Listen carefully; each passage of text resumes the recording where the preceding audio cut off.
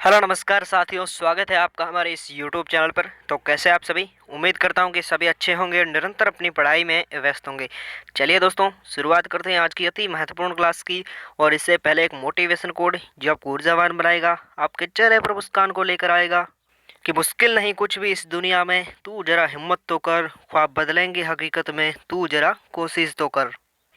ख्वाब बदलेंगे दोस्तों, आपको निरंतर संघर्ष जारी रखना होगा। और कई ऐसे भी दिन आएंगे दोस्तों जो गरीबी में गुजरेंगे। ध्यान रखिए दोस्तों, आपका बचपन गरीबी में गुजरता कोई बात नहीं, क्या कोई बात नहीं दोस्तों, लेकिन आपके माँ बाप का बस बुढ़ापा गरीबी में नहीं गुजरना चाहिए। तो चलिए दोस्तों, शुरुआत करते हैं आरपीएससी ईओ आर के पार्ट बी की अति महत्वपूर्ण क्लास की। पूरी क्लास को दोस्तों शिद्दत के साथ पढ़ना और अपनी कॉपी में नोट भी करना। आज के प्रश्न दोस्तों आपके एग्जाम की दृष्टि से अति महत्वपूर्ण साबित होने वाले हैं। तो पहला प्रश्न है दोस्तों आपका कि उत्सवों के दौरान नगर पालिका में दोस्तों मार्गों पर अस्थायी परिनिर्माण के लिए दोस्तों लिखित अनुजा की मंजूरी कौन देगा? याद करो दोस्तों, मुख्य नगर पालिका अधिकारी देगा, या दोस्तों यातायात पुलिस अधिकारी, या नगर पालिका का उपाध्यक्ष, या दोस्तों जिला कलेक्टर। तो ऑप्शन नंबर ए छापिएगा दोस्तों, इसका एकदम करेक्ट आंसर हो जाएगा। उत्सवों के दौरान दोस्तों नगर पालिका में मार्गों पर अस्थायी परिनिर्माण के लिए दोस्तों लिखित अनुजा की मंजूरी है जो कि आपका मुख्य नगर पालिका अधिकारी देगा। तो ऑप्शन नंबर ए छापिएगा दोस्तों, इसका एकदम करेक्ट आंसर हो जाएगा।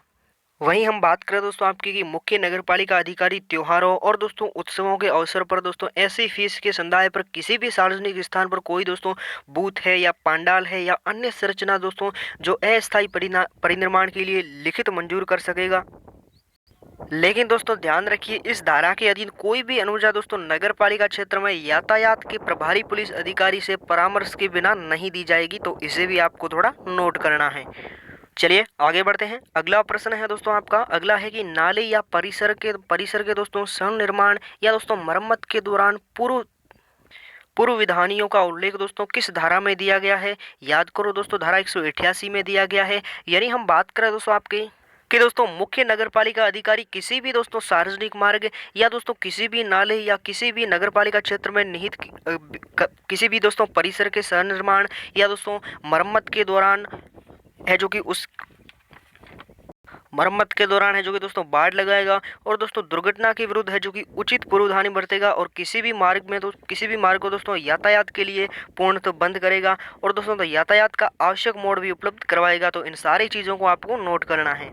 चलिए आगे बढ़ते हैं। अगला प्रश्न है दोस्तों आपका कि नगर पालिका की बिना अनुजा के दोस्तों किसी भी मार्ग पर दोस्तों कास्ट जमा किए जाने और दोस्तों गड्ढे खोदे जाने पर जुर्माना देना होगा।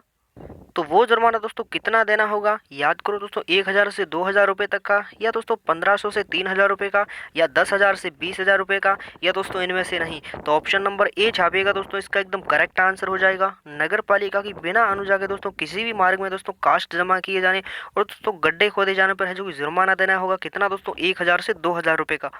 और इसका उल्लेख पूछे दोस्तों आपसे कि इसका उल्लेख किस धारा में किया गया, दोस्तों छाप के रखिए कि धारा 190 में है जो कि इसका उल्लेख मिलता है। और दोस्तों जुर्माने की अगर हम बात करें दोस्तों, तो जुर्माना है जो कि 1000 से कम नहीं होगा किंतु 2000 रुपये तक हो सकेगा, 2000 रुपये से अधिक नहीं होगा। और दोस्तों ऐसा उल्लंघन यदि जारी रहता है तो प्रत्येक दिवस दोस्तों रात्रि के अतिरिक्त जुर्माने में जो जुर्माने के रूप में है जो कि 50 रुपये से कम नहीं होगा और 100 रुपये से अधिक नहीं होगा, यदि है जो कि ये निरंतर है जो कि जारी रहता है तो। ठीक है, आगे बढ़ते हैं। अगला है दोस्तों आपका कि नगर पालिका क्षेत्र में फुटपाथों का अनिवार्य उपबंध किस धारा में शामिल है? धारा 191 में शामिल है, या दोस्तों धारा 181 में, या धारा 190 में, या धारा 180 में। तो ऑप्शन नंबर सी छापना दोस्तों, इसका एकदम करेक्ट आंसर हो जाएगा। नगर पालिका क्षेत्र में फुटपाथों का अनिवार्य उपबंध है जो कि आपकी धारा 190 में मिलता है। ऑप्शन नंबर सी छापना दोस्तों, इसका एकदम सही आंसर हो जाएगा।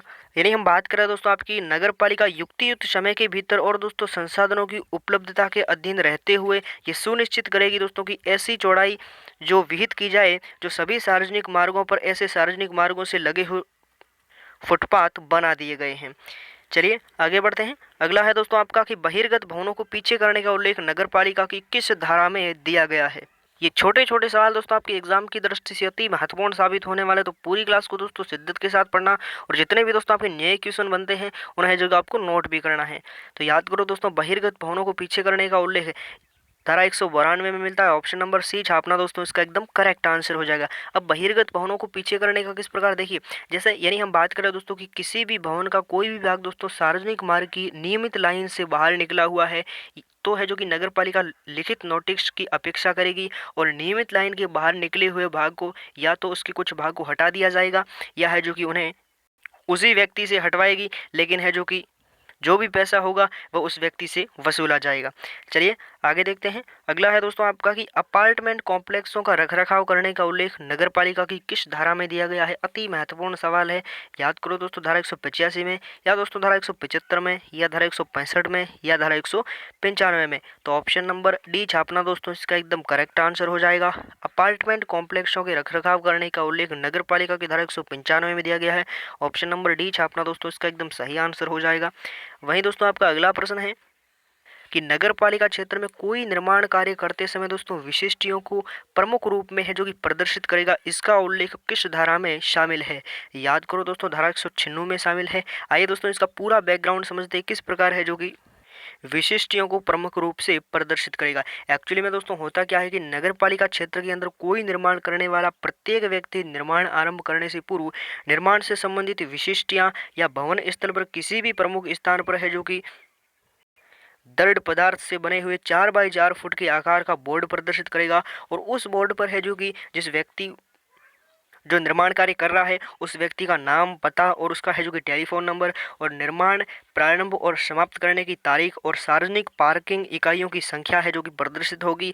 और दोस्तों इन सभी उपबंधों का दोस्तों अगर वो उल्लंघन करता है तो है जो कि जुर्माना वसूला जाएगा उस व्यक्ति से। कितना दोस्तों? 50,000 रुपये का जुर्माना वसूला जाएगा। ठीक है दोस्तों, ये हो गई आज की हमारी क्लास। मिलता हूँ अगली क्लास में, तब तक के लिए लगातार पढ़ते रहिए। ध्यान रखिएगा अपना, खुश रहिएगा, मस्त रहिएगा, सम्मान कीजिएगा अपने माँ बाप का, अपने बड़े बुजुर्गों का। मिलता हूँ अगली क्लास में, तब तक के लिए लगातार पढ़ते रहिए। धन्यवाद, जय हिंद। और इस क्लास की पीडीएफ है जो कि आपको टेलीग्राम पर मिल जाएगी। वीडियो के डिस्क्रिप्शन में टेलीग्राम का लिंक दे रखा है, वहाँ से आप टेलीग्राम से जुड़ जाइए।